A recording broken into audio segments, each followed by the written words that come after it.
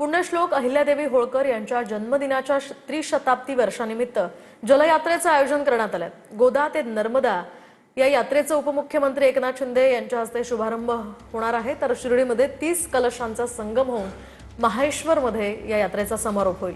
जलसंपदा मंत्री राधाकृष्ण विखे पाटील, विधान परिषदेचे सभापती राम शिंदे या कार्यक्रमाला उपस्थित राहणार आहेत। पुण्यश्लोक अहिल्यादेवी होळकरांच्या त्रिशताब्दी जन्मदिनानिमित्त आज चौंडी येथून जलयात्रेचा शुभारंभ होणार आहे आणि यासाठी राज्याचे उपमुख्यमंत्री एकनाथ शिंदे जे आहे ते चौंडीमध्ये येणार आहे आणि या चौंडी येथे ह्या यात्रेला सुरुवात होणार आहे। ही यात्रा जी आहे ती शिर्डी येथे दाखल होऊन या ठिकाणी शिर्डी येथे वेगवेगळ्या भागातून साधारणतः 30 कलशांचा संगम होणार आहे आणि त्यानंतर महेश्वरी येथे या यात्रेचा समारोप होणार आहे आणि ती यात्रा जी आहे ती महेश्वरी येथे दाखल होणार आहे आणि त्या ठिकाणी त्याचा समारोप जो आहे तो या ठिकाणी करण्यात येणार आहे। कुणाल जायकर, TV9 मराठी, चौंडी, अहिल्यानगर।